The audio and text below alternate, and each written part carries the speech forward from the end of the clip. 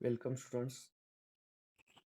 Before this we have learnt right hand thumb rule and magnetic field produced by current through a circular loop of conducting wire.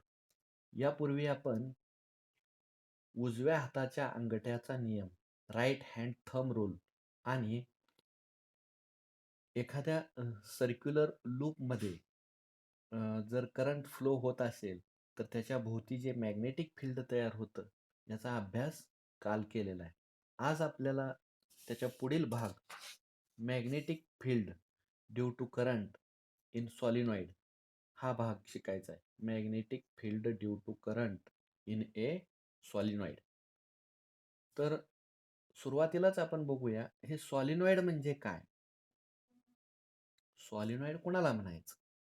समजा आपण एक copper wire घेतली आणि त्या copper वायरला resistive coating आहे. Resistive coating म्हणजे काय.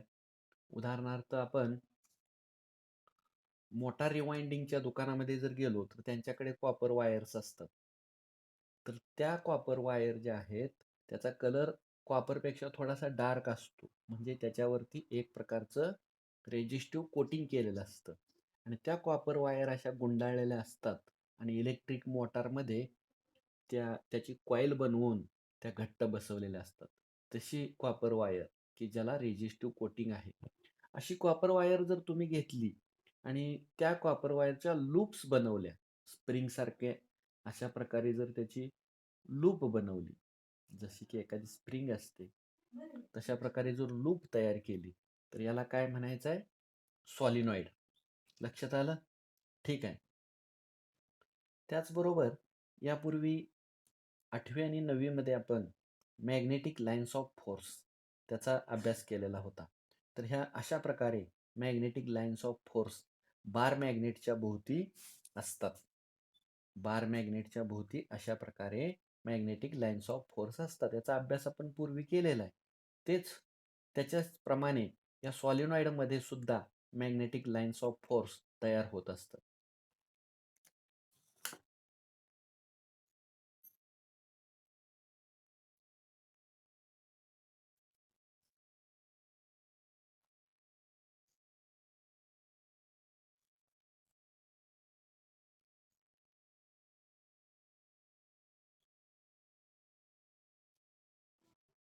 जसं एखादा हा बार मॅग्नेट आहे, तर ह्या बार मॅग्नेटचे 2 पोल्स आहेत, साऊथ आणि नॉर्थ. तर ह्या बार मॅग्नेटच्या भोवती अशा प्रकारे मॅग्नेटिक लाईन्स ऑफ फोर्स असतात. हे आपण पूर्वी शिकलोय. तर ह्या मॅग्नेटिक लाईन्स ऑफ फोर्सची डायरेक्शन नॉर्थ पोलकडून साऊथ पोलकडे असते. The direction of magnetic lines of force is from north pole to south pole. अशा प्रकारे नॉर्थ पोलकडून साऊथ पोलकडे असते. आणि दुसरी गोष्ट, ह्या मॅग्नेटिक लाईन्स ऑफ फोर्स ज्या आहेत त्या एकमेकींना कशा असतात, पॅरलल असतात. त्या कधीही इंटरसेक्ट होत नाहीत. बरोबर. हे आपण पूर्वी शिकलो होतो. तर तेच आता इथं ह्या सॉलिनॉइडमध्ये जे मॅग्नेटिक लाईन्स ऑफ फोर्स तयार होतात त्या मॅग्नेटिक लाईन्स ऑफ फोर्स सुद्धा बार मॅग्नेट सारख्याच असतात. परंतु ती जी सॉलिनॉइड कॉईल आहे त्याचे जे 2 एंड्स आहेत ते कशाला जोडावे लागतात, बॅटरीला. म्हणजे त्याच्यामधून इलेक्ट्रिक करंट जर फ्लो झाला तर त्याच्या भोवती अशा प्रकारे मॅग्नेटिक लाईन्स ऑफ फोर्स तयार होत असतात. ठीक आहे. तर आता खूपच सोपं आहे. हे पुस्तकामध्ये काय दिलंय आपल्या ते आपण बघूया. काय सांगितलंय त्यांनी पुस्तकात. When a copper wire with a resistive coating is wound in a chain of loop like spring, it is called as solenoid. जेव्हा रेजिस्टिव्ह कोटिंग असलेली कॉपरची वायर एखाद्या नंबर ऑफ लूप्स म्हणजे स्प्रिंग सारखी जर तयार केली तर त्याला काय म्हणायचं आहे, solenoid. Whenever an electric current passes through a solenoid, magnetic lines of force are produced in a pattern as shown in the figure. म्हणजे जेव्हा हे अशा प्रकारचे जे सॉलिनॉइड आहे कॉईल इथे पिवळ्या रंगाने दाखवलेली. या सॉलिनॉइड कॉइलचे 2 टर्मिनल्स बॅटरीला जोडलेले आहेत. बॅटरीच्या पॉझिटिव्ह आणि निगेटिव्हला जोडलेले आहेत. आणि इथं काय वापरलंय? की वापरले. बरोबर? आणि मग यामधून पॉझिटिव्ह टर्मिनलकडनं निगेटिव्ह टर्मिनलकडे या डायरेक्शननी करंट फ्लो होणार आहे. बरोबर? आणि मग पुढे आल्यानंतर इथं तो करंट खालच्या डायरेक्शनने जाणार, इथं वर. बरोबर? ही तार अशी वरून ही कॉईल जी आहे, एक मिनिट त्यामध्ये ही सॉलिनॉइडची जी कॉपर वायर आहे ती वरून अशी पहिल्यांदा खाली आलेली आहे आणि नंतर अशी वर गेलेली. बरोबर? त्यामुळे ही डायरेक्शन इथं दाखवलेली आहे मी. ठीक आहे. When both the ends of this solenoid coil are connected to a battery with the help of a plug key. Plug कीचा वापर करून जर त्याचे 2 टर्मिनल बॅटरीला जोडले तर काय होईल? The current will flow through the solenoid coil from positive terminal to the negative terminal of the battery. ठीक आहे. आणि मग अशा प्रकारे जर करंट फ्लो झाला तर त्याच्यामध्ये मॅग्नेटिक फील्ड तयार होतं. ते पुढे सांगितलं असणार आहे. पुढे त्यांनी सांगितलंय, you are aware of the magnetic lines of force of a bar magnet. Bar मॅग्नेटमध्ये मॅग्नेटिक लाईन्स ऑफ फोर्स कशा असतात ते मी आत्ताच तुम्हाला दाखवलं. The properties of the magnetic field of a solenoid are similar to the magnetic field produced by a bar magnet. What are the properties of magnetic lines of force produced by a bar magnet? Bar मॅग्नेटमध्ये ज्या magnetic lines of force तयार होतात त्याच्या properties काय आहेत? Number 1, the direction of the magnetic lines of force are from north pole to the south pole. Number 2, the magnetic lines of force does not intersect with each other. And number 3, thus they are parallel to each other. तर हे magnetic lines of फोर्सच्या properties आहेत बार मॅग्नेटमध्ये. आणि अगदी तशाच magnetic lines of force इथं solenoid कॉइलमध्ये तयार होतात. मात्र केव्हा? जेव्हा त्या सॉलिनॉइड कॉइलचे 2 टर्मिनल्स की वापरून बॅटरीला जोडायला पाहिजे. ठीक आहे. पुढे त्यांनी सांगितलंय, one of the open end of a solenoid acts as a magnetic north pole and the other acts as a magnetic south pole. म्हणजेच जर तुम्ही अशा प्रकारे सर्किट कनेक्ट केलं सॉलिनॉइड कॉईल वापरून, त्यामधून करंट फ्लो झाला, तर जसं या सॉलिनॉइड कॉईलच्या दोन्ही साईडला मॅग्नेटिक लाईन्स ऑफ फोर्स दिसतात, तसं या सॉलिनॉइड कॉइलच्या आतल्या बाजूस अशा प्रकारे मॅग्नेटिक लाईन्स ऑफ फोर्स दिसतात. आणि ह्या ज्या मॅग्नेटिक लाईन्स ऑफ फोर्स आहेत आतमध्ये असलेल्या, हे कशा आहेत? त्या सुद्धा पॅरलल आहेत. आणि त्या त्यांची जी डायरेक्शन आहे ती डायरेक्शन, जसं ह्या मॅग्नेटिक लाईन्स ऑफ फोर्सची डायरेक्शन ही आहे नॉर्थ पोलकडून साऊथ पोलकडे. मग हे पुढे आल्यानंतर ह्याच्या आतमध्ये डायरेक्शन कशी दाखवले? साऊथकडून नॉर्थकडे. Inside the solenoid coil the magnetic lines of force goes from south pole to the north pole.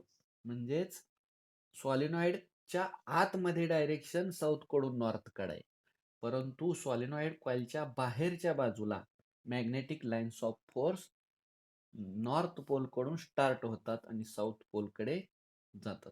लक्षात आलंय? ठीक आहे.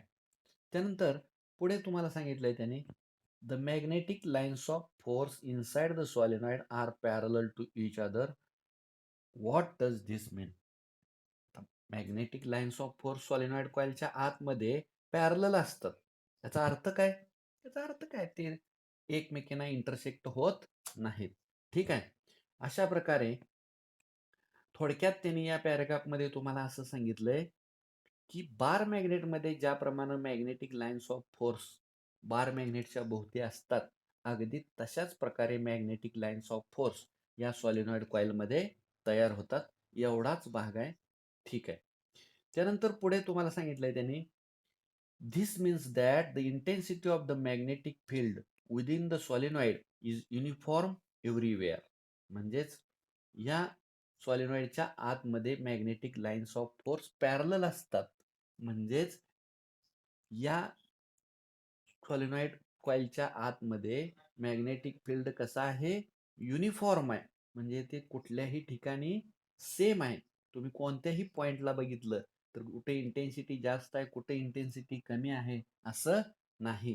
ते कसं आहे, युनिफॉर्म आहे. ठीक आहे. That is the magnetic field in a solenoid is uniform. Okay, ठीक आहे. त्यानंतर पुढे आपण शिकूया. याच्या पुढचा भाग आहे force acting on current carrying conductor in magnetic field. म्हणजे एखादा करंट कॅरिंग कंडक्टर जर मॅग्नेटिक फील्डमध्ये ठेवला किंवा त्याची अरेंजमेंट केली, तर त्याच्यावरती जो फोर्स अप्लाय केला जातो तो किती असतो आणि त्याची डायरेक्शन काय असते आणि फोर्स कसा काय अप्लाय केला जातो, हे आपल्याला यामध्ये शिकायचं आहे. त्याच्यासाठी त्यांनी पुढच्या पेजवर, नेक्स्ट पेजवर एक फिगर दाखवलेली आहे आणि त्या फिगरमध्ये जे आहे ते force acting on current carrying conductor in magnetic field हे आपल्याला दिसतं. त्याच्यासाठी ही ऍक्टिव्हिटी करण्यासाठी किंवा हा एक्सपेरिमेंट करण्यासाठी काय काय मटेरियल आवश्यक असतं ते आपण सुरुवातीला बघूया.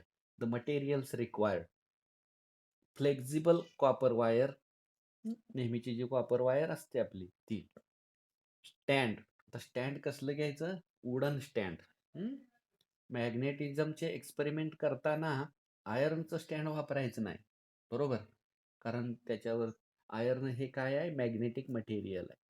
त्यामुळं आपल्याला जे अपेक्षित रिझल्ट्स आहेत किंवा एक्सपेरिमेंट ज्याच्यासाठी आपण करतो ते ऑब्झर्वेशन्स आपल्याला दिसून येणार नाहीत. म्हणून स्टँड कसलं वापरायचं, वुडन स्टँड वापरायचं. त्यानंतर पुढे आहे इलेक्ट्रिक सेल. इलेक्ट्रिक सेल म्हणजेच आपल्या बॅटरीचे सेल. हे हॉर्शू मॅग्नेट, आपण 8वी मध्ये शिकलो होतो types of magnet: bar magnet, disc magnet, horseshoe magnet, magnetic needle. असे मॅग्नेटचे वेगवेगळे टाइप्स आहेत त्याच्या शेपनुसार. तर हर्शू मॅग्नेट म्हणजेच अशा प्रकारे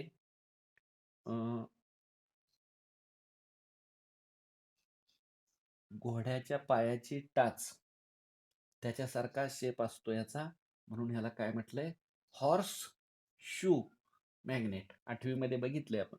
आणि त्याला ही 2 पोल असतात, नॉर्थ पोल, साऊथ पोल. ह्या हॉर्स शू मॅग्नेटचं वैशिष्ट्य काय, तर ह्याच्यामध्ये जे मॅग्नेटिक फील्ड निर्माण होतं त्याच्या 2 पोलच्या आतमध्ये जे मॅग्नेटिक फील्ड तयार होतं ते मॅग्नेटिक फील्ड इतर मॅग्नेटच्या कंपॅरिझनमध्ये व्हेरी स्ट्रॉंग असतं. म्हणजे जेव्हा आपल्याला स्ट्रॉंग मॅग्नेटिक फील्डची आवश्यकता असते तेव्हा कोणता मॅग्नेट वापरायचा, हॉर्शू मॅग्नेट वापरायचा. ठीक आहे. त्यानंतर पुढे तुम्हाला सांगितलंय प्रोसिजर. हा एक्सपेरिमेंट कसा करायचा, ही ऍक्टिव्हिटी कशी करायची, त्याची प्रोसिजर सांगितलेली आहे. तर पहिल्यांदा आपण फिगरमध्ये बघूया त्यांनी काय केलंय आणि मग पुस्तकामध्ये बघूया. नेक्स्ट पेजवर आपल्याला एक फिगर दिसते. या फिगरमध्ये काय केलंय त्यांनी, एक वुडन स्टँड वापरले. ठीक आहे, एक वुडन स्टँड वापरले आणि कंडक्टिंग वायर्स वापरून इलेक्ट्रिक सर्किट पूर्ण केलं. त्यासाठी इथं एक बॅटरी वापरलेली, बरोबर, आणि त्या बॅटरीचे 2 टर्मिनल्स, हे पॉझिटिव्ह टर्मिनल आणि हे निगेटिव्ह टर्मिनल, आणि पुढे की वापरलेली आहे आणि ती वायर वरती कुठं आलेले, इथं पॉइंट आहे, त्या पॉइंट जवळ आलेले आहे आणि तिथून ती वायर अशी वरती गेलेली आहे आणि मग ठीक आहे.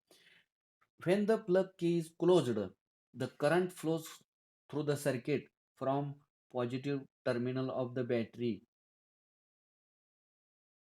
and again current goes in this direction. बरोबर, करंट वरून खाली येणार आहे इथं करंट हा वरून खालच्या डायरेक्शनने येणार आहे, पॉझिटिव्ह टर्मिनल कडनं निगेटिव्ह टर्मिनल.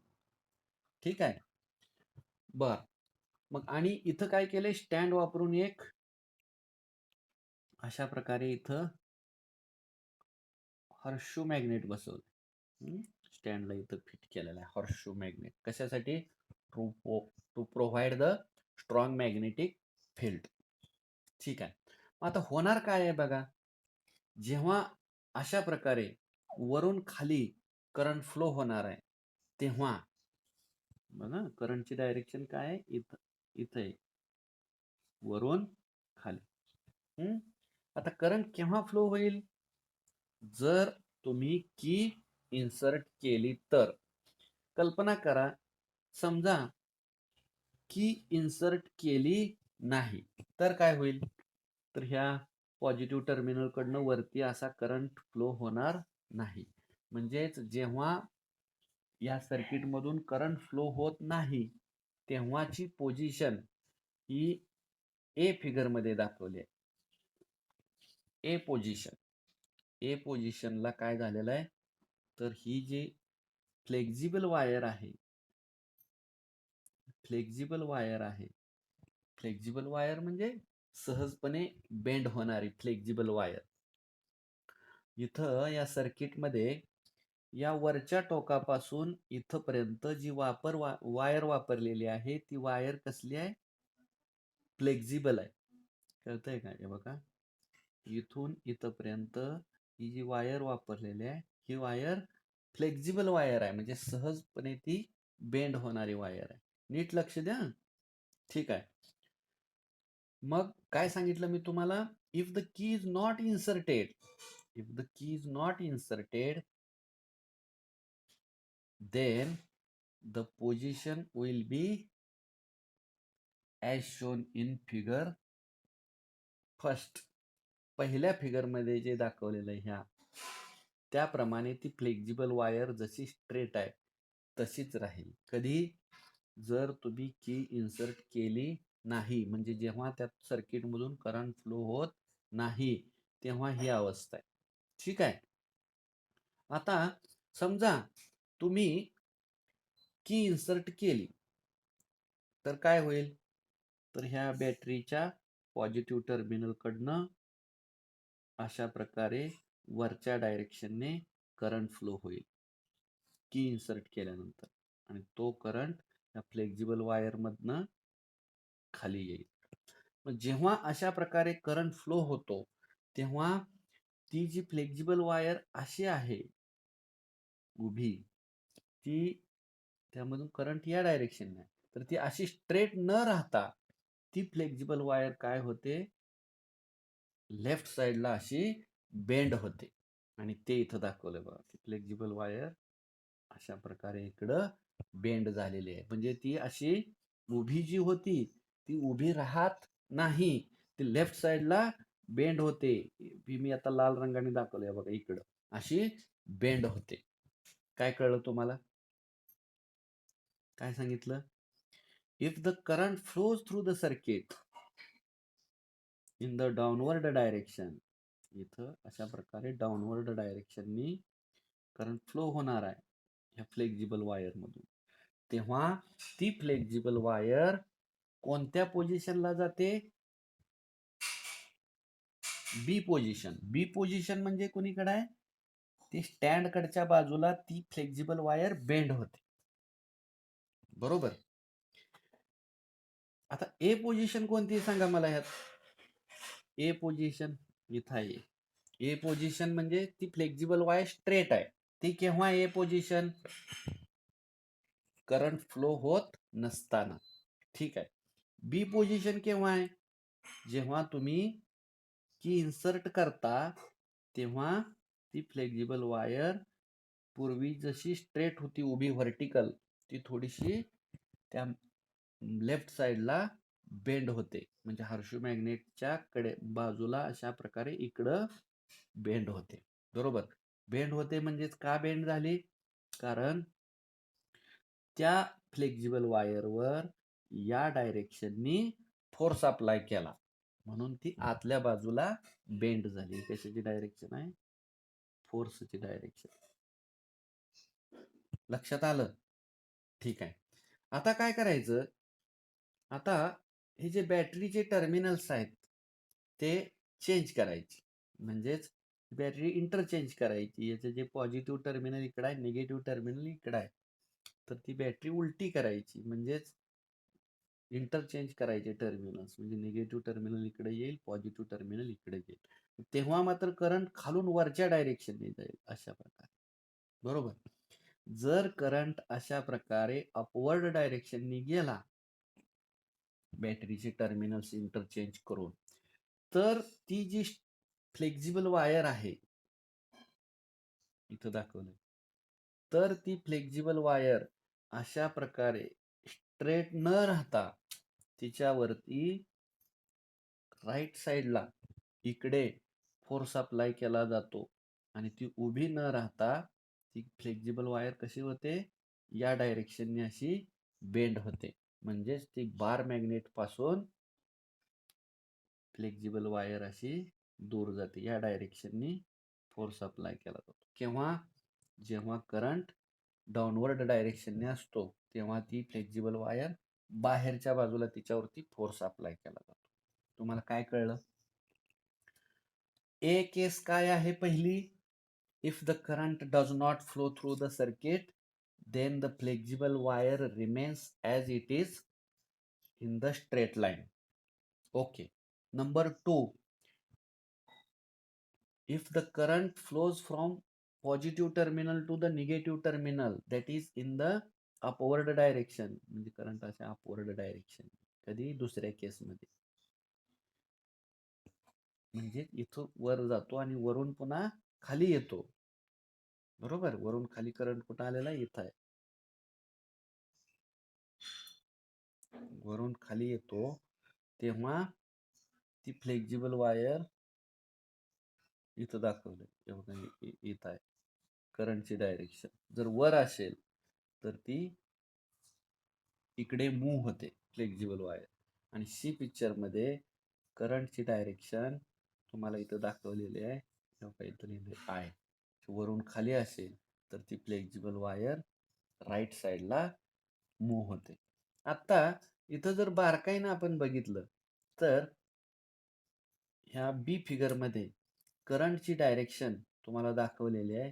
करंटची डायरेक्शन अशी वर दाखवली. करंटची डायरेक्शन वर दाखवली आहे.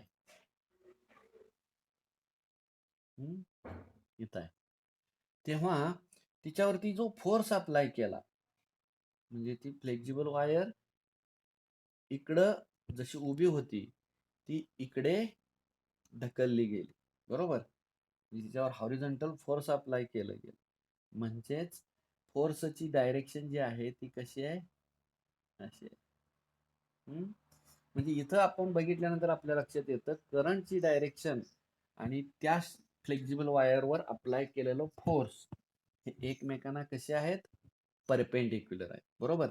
याही फिगर मध्ये जर बघितलं आपण तर करंटची डायरेक्शन वरून खाली दाखवली अशी. ह्यातनं करंट फ्लो होणार. ही करंटची डायरेक्शन. करंटची डायरेक्शन आणि ती जी वायर आहे फ्लेक्झिबल वायर ती इकडे मूव्ह झालेली आहे. म्हणजेच ही कशाची डायरेक्शन आहे? त्या फ्लेक्झिबल वायरवर अप्लाय केलेलं फोर्स हे कसं आहे? परपेंडिक्युलर. तर या सगळ्या गोष्टी आहेत. 3 पोझिशन आहेत ए, बी आणि सी. सोपं आहे. यामध्ये वेगळं काहीच नाही. यात काय आहे? तर मॅग्नेटिक फील्डच्या मधून जर एखादी कंडक्टिंग वायर जात असेल, magnetic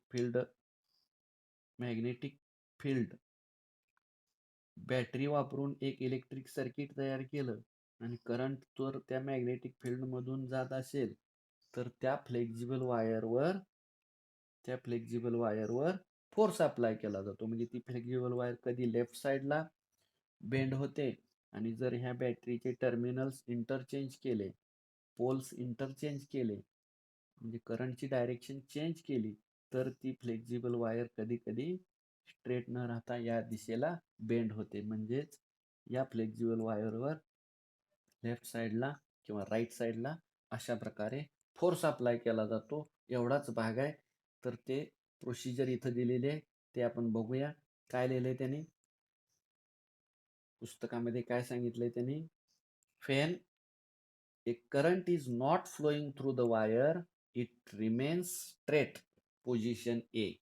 When the current flows from the top to the bottom, the wire bends and comes into position C. म्हणजेच जेव्हा करंट टॉप कडून बॉटम कडे येतो तेव्हा ती वायर कुणीकडे बेंड होते? सी पोझिशनला. बरोबर. जेव्हा करंट अशा प्रकारे वरून खालच्या डायरेक्शनने येतो तेव्हा इथं सी पोझिशन दाखवले, म्हणजेच ती फ्लेक्झिबल वायर अशा प्रकारे राईट साईडला बेंड होते. बरोबर. आणि जेव्हा करंट खालून वरच्या डायरेक्शननी अशा प्रकारे फ्लो होतो तेव्हा ती फ्लेक्झिबल वायर ची पोझिशन काय? बी. म्हणजे फ्लेक्झिबल वायर इकडून या साईडला बेंड होते, म्हणजे तिच्यावरती फोर्स अप्लाय केला जातो. ठीक आहे. हे आपण बघितलंय मागाशीच. पुढे सांगितलंय त्यांनी, if the current direction is reversed, it flows from the bottom to the top end and the wire bends but comes in the position B. मगाशी आपण बघितलं सी पोझिशनला काय आहे? सी पोझिशनला काय आहे? करंट वरून खालच्या डायरेक्शनने. आणि तेव्हा ती कुणीकडे बेंड झाली? राईट साईडला. आणि मग बॅटरीचे टर्मिनल्स, पॉझिटिव्ह आणि निगेटिव्ह टर्मिनल्स जर इंटरचेंज केले तुम्ही, तर मग करंटची डायरेक्शन खालून वरती असेल आणि तेव्हा मात्र ती फ्लेक्झिबल वायर लेफ्ट साईडला बेंड होते. ठीक आहे. This means that the direction of the force on the wire is perpendicular to both the magnetic field and the direction of current. म्हणजेच आपण राईट हँड थंब रूल बघितला होता मागे. Right hand thumb rule म्हणजे एक conducting wire आहे आणि यामध्ये कंडक्टर आहे आणि करंटची डायरेक्शन समजा ही आहे. This is the direction of current. जर तुम्ही ह्याच्या भोवती तुमच्या हाताची बोटे जर अशा प्रकारे गुंडाळली, बरोबर, आणि हा तुमचा अंगठा. अंगठा कोणाच्या डायरेक्शनने आहे तुमचा? अंगठा हा करंटच्या डायरेक्शन मध्ये आणि गुंडाळलेली बोटे काय करतात? कोणाची डायरेक्शन देतात? इकडून इकडं. गुंडाळलेली बोटे ही मॅग्नेटिक फील्डची डायरेक्शन दर्शवतात. मॅग्नेटिक फील्ड म्हणजेच मॅग्नेटिक लाईन्स ऑफ फोर्स. इथं जर आपण बघितलं तर मॅग्नेटिक फील्डची डायरेक्शन अशी आहे आणि करंटची डायरेक्शन अशी आहे. म्हणजे हे एकमेकाला कसं आहे? परपेंडिक्युलर आहे. कोण कोण? करंट आणि मॅग्नेटिक फील्ड हे एकमेकांना डायरेक्शन कशा होत्या? परपेंडिक्युलर. आता आपण काय शिकलोय? तर करंटची डायरेक्शन आणि कोण? Magnetic lines of force. बरोबर आहे का? यांची डायरेक्शन कशी असते? परपेंडिक्युलर असते. आता ह्यामध्ये बघितलं आणि राईट हँड थंब रूल मध्ये सुद्धा तेच बघितलं आपण. ठीक आहे. ठीक आहे. त्यानंतर पुढे सांगितलंय तुम्हाला त्यांनी, here the direction of magnetic field is from north to south. Magnetic फील्डची डायरेक्शन त्या मॅग्नेटच्या बाहेरच्या बाजूला, म्हणजेच आपण आता बघितलं सॉलिनॉइड कॉईल आहे ती बार मॅग्नेट सारखं वर्क करते. त्या सॉलिनॉइड कॉईलच्या बाहेरच्या बाजूला magnetic lines of force north कडून साऊथ कडे असतात. ठीक आहे. In this experiment, it is noted that whenever current flows through a conductor in the presence of magnetic field, a force is exerted on the conductor. म्हणजेच या experiment वरून आपल्या हे लक्षात आलं की जेव्हा एखाद्या कंडक्टर मधून मॅग्नेटिक फील्डच्या प्रेझेन्सीमध्ये जर करंट फ्लो होत असेल तर त्या कंडक्टरवर फोर्स अप्लाय केला जातो. If the direction of current is reversed, म्हणजे बॅटरीचे टर्मिनल्स इंटरचेंज केले, the direction of the force also gets reversed. म्हणजेच कधी पहिल्यांदा सी पोझिशनला करंटची डायरेक्शन जी वरून खाली होती, तेव्हा ती जी फ्लेक्झिबल वायर आहे ती राईट साईडला, म्हणजे बार मॅग्नेट पासून दूर राईट साईडला बेंड झाली, म्हणजे फोर्स आउटवर्ड डायरेक्शननी अप्लाय केला गेला. जेव्हा बॅटरीचे टर्मिनल्स इंटरचेंज केले तेव्हाची बी पोझिशन, तेव्हा करंट हा खालून वरच्या डायरेक्शननी आहे, जे आहे ते त्या फिगरमध्ये बघा तुम्ही. तेव्हा ती काय झाली, ती जी फ्लेक्झिबल वायर बेंड झालेली आहे ती अपोजिट डायरेक्शननी बेंड झालेली आहे. If the magnet is kept रिव्हर्स्ड, पुढे सांगितले तुम्हाला, if the magnet is kept रिव्हर्स्ड, म्हणजे मॅग्नेट अशा प्रकारे हर्शू मॅग्नेट होता, त्याचे नॉर्थ पोल आणि साऊथ पोल होते, त्याच्याऐवजी जर तुम्ही त्याचे पोल्स इंटरचेंज केले, म्हणजे मॅग्नेट उलटा ठेवला, म्हणजे इथं जर एस आहे इकडे एन केलं, तर काय होणार आहे, तर तेव्हा सुद्धा फोर्स जो आहे, पहिल्यांदा स्ट्रिंग जर इकडे बेंड होत असेल हे असताना, तर आता ही अवस्था असताना ती स्ट्रिंग काय होईल, इकडं बेंड होईल. बरोबर, म्हणजे डायरेक्शन ऑफ फोर्स काय होईल, ते सुद्धा इंटरचेंज होईल. लक्षात आलंय? म्हणजेच काय, if the direction of current is रिव्हर्स्ड, the direction of force रिव्हर्स्ड.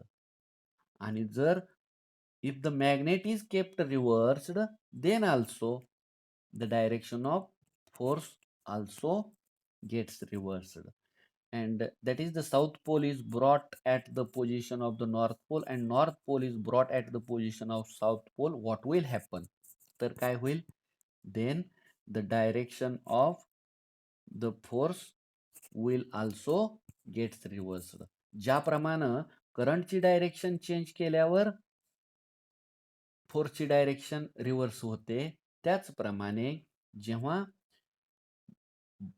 तो जो हर्शू मॅग्नेट आहे त्याचे पोल्स जर तुम्ही इंटरचेंज केले, म्हणजेच उलटा ठेवला हर्शू मॅग्नेट, तर तेव्हा काय होईल, तर तेव्हा सुद्धा काय होईल, the direction of force will also get रिव्हर्स्ड, त्याची डायरेक्शन काय होईल, चेंज. त्यानंतर पुढे नेक्स्ट पेजवर तुम्हाला सांगितलंय त्यांनी, the above experiment clearly shows that a force is exerted on the current carrying conductor. The direction of this force depends on both the direction of current and the direction of magnetic field. तर हे जे sentence आहे, हे sentence अत्यंत महत्वाचं आहे. आता जे आपण वाचलेलं सेंटेन्स आहे